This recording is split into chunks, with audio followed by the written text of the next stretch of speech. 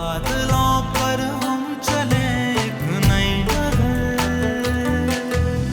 आओ मिलके करें पहाड़ों का सफर।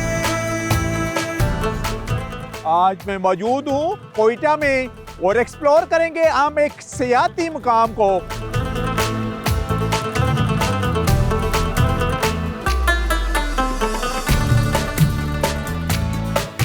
हना लेक है, ये 1894 में ब्रिटिश एम्पायर के दौर में बनी है।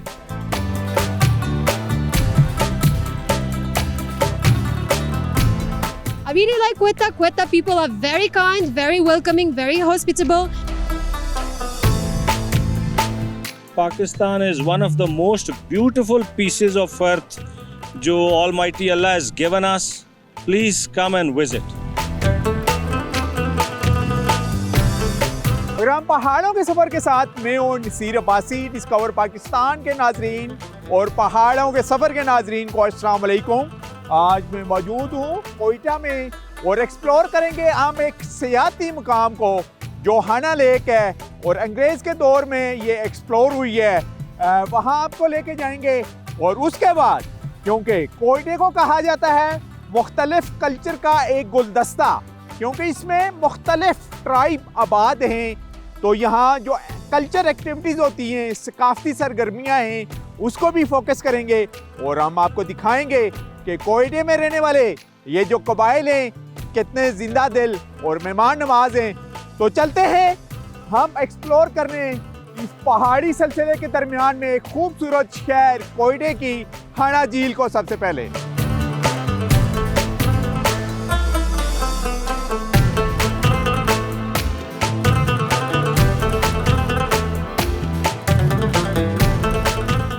बलूचिस्तान के सूबाई दारुल हुकूमत कोयटा से शुमाल की जानिब तकरीबन 10 किलोमीटर के फासले पर वाक़े हना झील एक अहम तफरीही व सियाहती मकाम है।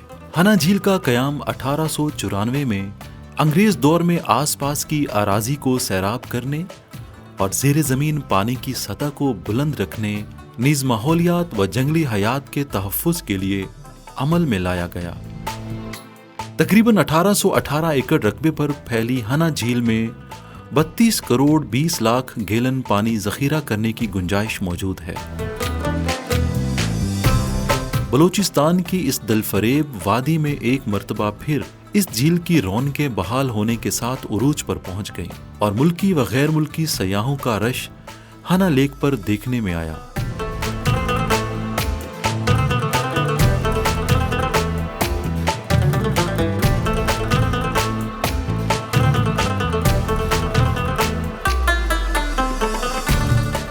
हना लेक में इस वक्त हम पहुंच चुके हैं। इस इलाके का नाम भी हना है। अंग्रेज़ के दौर में ये झील एक्सप्लोर हुई और चारों इतराफ में हमें पहाड़ नज़र आ रहे हैं और पहाड़ों के दरमियान एक अच्छा टूरिस्ट पॉइंट है यहाँ के लोकल टूरिस्ट के लिए भी और पाकिस्तान बाहर से जो टूरिस्ट आते हैं उनके लिए भी। और हमारे पास यहाँ पर मौजूद हैं आयातुल्ला खान दुरानी साहब, वो यहाँ पर उन्होंने एक बोटिंग क्लब भी बनाया हुआ है और ओवरऑल इसकी हिस्ट्री के ऊपर भी हम बात करेंगे इस लेक की।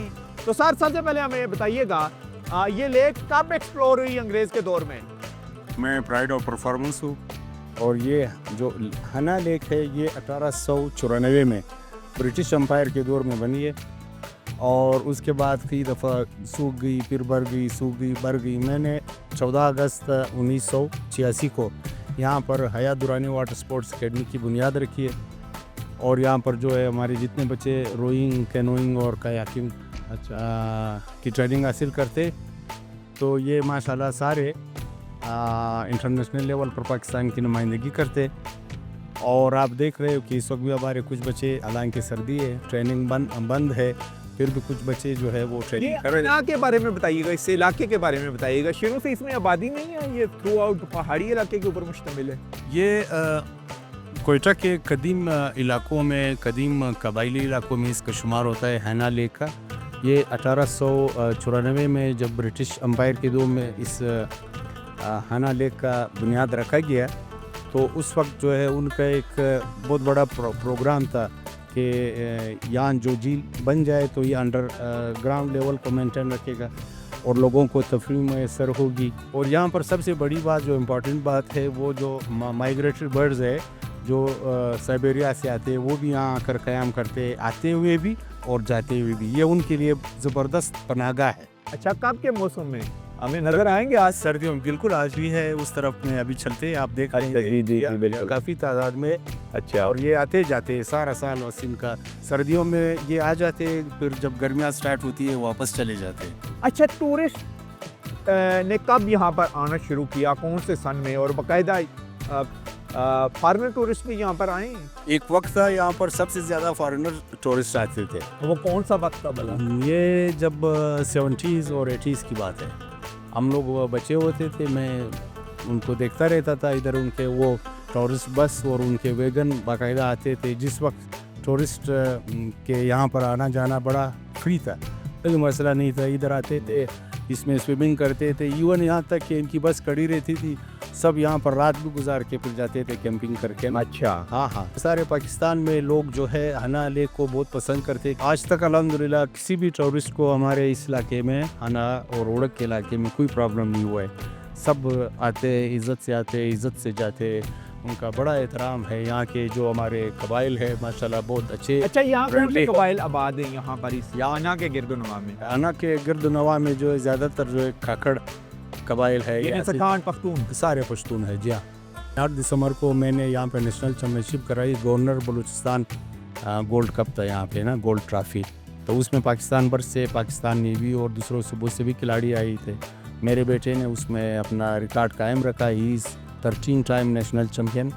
और वो इंटरनेशनली भी पाकिस्तान को रिप्रेजेंट करता है। मोहम्मद अबू बकर दुरानी, वन ऑफ द, इसको कहते हैं कि प्राउड ऑफ पाकिस्तान, फ़ख्र पाकिस्तान है कैनोइंग के फील्ड में। बाकी और हमारे खिलाड़ी हैं माशाल्लाह, वो भी अब नए आए। जिस तरह वो एक लड़का ट्रेनिंग कर रहा था, ये नूर मोहम्मद काकड़, ये भी आहिस्ता आहिस्ता जो है अभी आगे आ रहा है। नेशनल चैम्पियनशिप में उसने 1-2 मेडल भी लिए माशाल्लाह।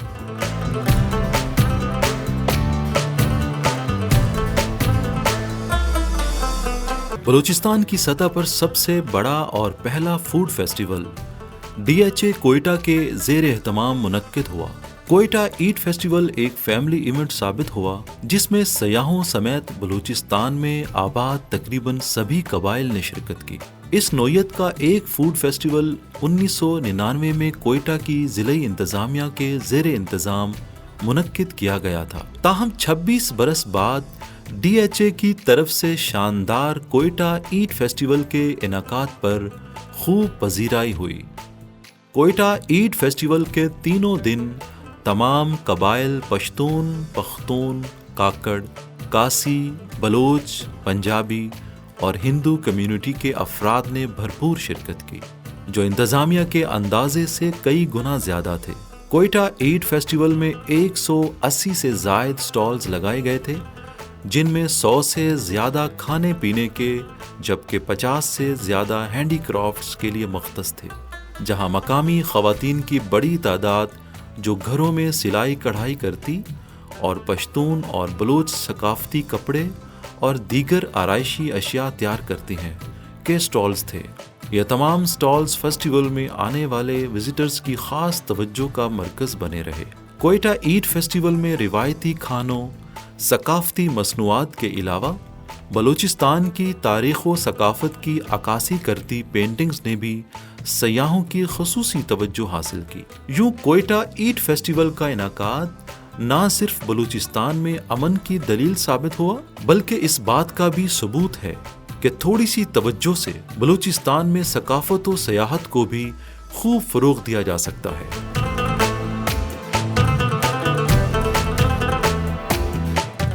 जी, इस ईट फेस्टिवल में लेडीज़ की तरफ से भी मुख्तलिफ किस्म के स्टॉल लगाए गए हैं। एक स्टॉल इनका है पेंटिंग एंड मेहंदी, तो इन्हीं से ही बात करेंगे। जी, सबसे पहले अपना तारुफ कराइएगा। अस्सलाम वालेकुम, मेरा नाम अक्सा है और हमने यहाँ पे स्टॉल लगाया है DHA कोयटा फेस्टिवल में फेस पेंटिंग एंड मेहंदी का। तो इंटरेस्ट लिया है फैमिलीज़ के साथ जो बच्चे आए? जी, काफ़ी बच्चों ने कल तो बनवा के गए हैं माशाल्लाह। काफ़ी बच्चे आ रहे थे, फेस पे बनवाया है, हैंड पे बनवाया है। इतने बड़े लेवल पर फैमिलीज़ का गेट टुगेदर ये फर्स्ट टाइम है कोयटे की हिस्ट्री में। यहाँ पर ये जितनी गैदरिंग हो रही है, जितना बड़ा क्राउड है, इतना क्राउड और किसी फेस्टिवल में, किसी एग्जीबिशन में हमने नहीं देखा। कोयटा में ये पहली बार हुआ है। अच्छा, जब वुमेन एम्पावरमेंट की बात करते हैं और जब कोयटा और इसके गिरदोनवा के इलाकों की, तो उसकी सूरत हाल क्या है वो हमें बताइएगा ज़रा। वो काफ़ी अपडेट हो गई है अब तो। पहले लोग इतना बाहर नहीं निकलते थे, लेडीज़ जो है बाहर जाने से भी गुरेज करती थी और काम करने से भी गुरेज करती थी। अब तो यहाँ पर स्टॉल्स में भी लेडीज़ के भी काफ़ी स्टॉल्स हैं और फैमिलीज़ में भी काफ़ी लोग अपनी फैमिलीज़ को लेकर, लेडीज़ को लेकर आ रहे हैं। अच्छा, जब हम टूरिज्म की बात करते हैं तो कोयटे के गिरदोनवा में कौन कौन से सयाहती मकामात हैं जिनको टूरिस्ट दूसरे बड़े शहरों से आगे देख सकते हैं, उनके बारे में बताइएगा। ज़्यादातर यही जैसे पार्क्स हैं और जो नेचुरल प्लेसेस हैं, जैसे कि उड़क है, हन्ना झील है और ज़ियारत है। रेजिडेंसी लोग पसंद करते हैं देखना। गवादर पोर्ट है।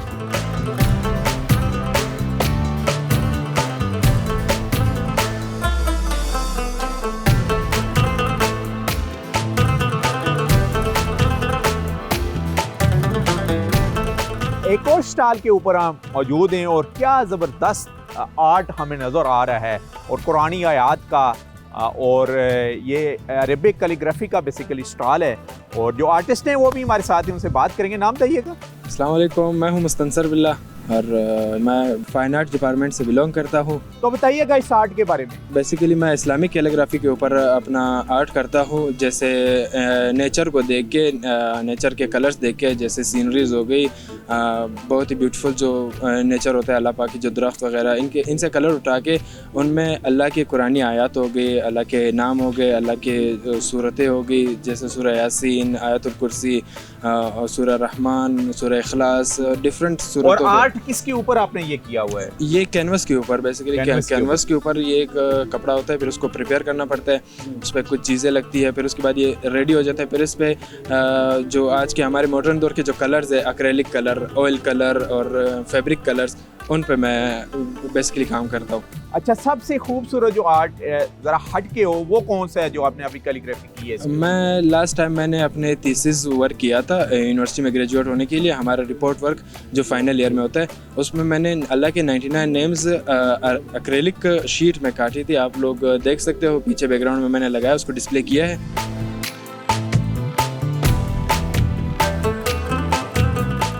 ईद फेस्टिवल में इस वक्त हम मौजूद हैं, पहाड़ों का सफ़र लेके यहाँ पर पहुँचे हुए हैं और हमारे साथ एक फैमिली कजाकिस्तान से है और ये बेसिकली वही व्लॉगर्स हैं। ये पाकिस्तान को एक्सप्लोर करते हैं और पाकिस्तान की खूबसूरती पूरी दुनिया को भी दिखाते हैं। अभी ये इस फेस्टिवल में कोयटा में, तो इनसे ही बात करेंगे। Please tell us your name. Assalamu alaikum. My name is Balnoor. And my name is Dennis. Please share your experience towards Koita. This was our first time to come to Balochistan, Quetta, and I really like the ambience here at this Quetta Eid Festival. We see mountain ranges all around us. There are so many stalls, handicrafts, delicious food. Especially we came for Quetta chai. So we want to try inshallah soon. I really like Quetta. Quetta people are very kind, very welcoming, very hospitable. We already met a couple of them. So I'm happy to be here. So what is your next plan? Are you visit some tourist places or archaeology places here in Balochistan, Koita? Yes, we have a lot of plans to visit around Balochistan, in Balochistan.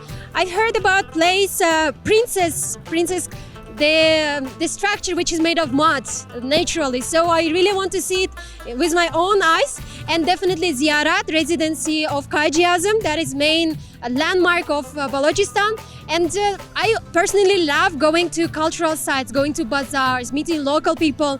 For me, more matters people, how people are living here. So, and also beautiful nature. Acha, what is your message to foreign tourists about Koita and its peace?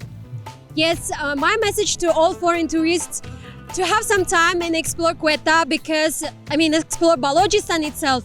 This is very huge province of Pakistan. There are a lot of things to view, especially mountains, who are nature lovers. So there are a lot to explore. So I can call every foreigner to come and visit Balochistan. यहाँ पर ही हैं जी हम DHA के इस खूबसूरत जो Eid festival है, इसके बिल्कुल साइड लाइन के ऊपर हैं हम और हमारे साथ मौजूद हैं अली स्वाति साहब। तो अली से बात करते हैं। अली बताइएगा सबसे पहले क्या प्रोजेक्ट है एडवेंचर टूरिज्म का आपका यहाँ कोयटे में? जी, DHA कोयटा में अभी हम सबसे पहले जिप लाइन लेके आ रहे हैं जो कि अलग नौयत की है। 120 फीट का टावर बनेगा, 120 फीट टावर के ऊपर से जिप लाइन जाएगी, जो कि DHA कोयटा में फ़र्स्ट टाइम ये आएगी, जिसके रूफ पे टॉप पे आप बनाएंगे रेस्टोरेंट। मतलब यहाँ पे कोयटा में अभी तक कोई भी रेस्टोरेंट नहीं है कि जो 120 फीट की हाइट पे आप एंजॉय कर सकें।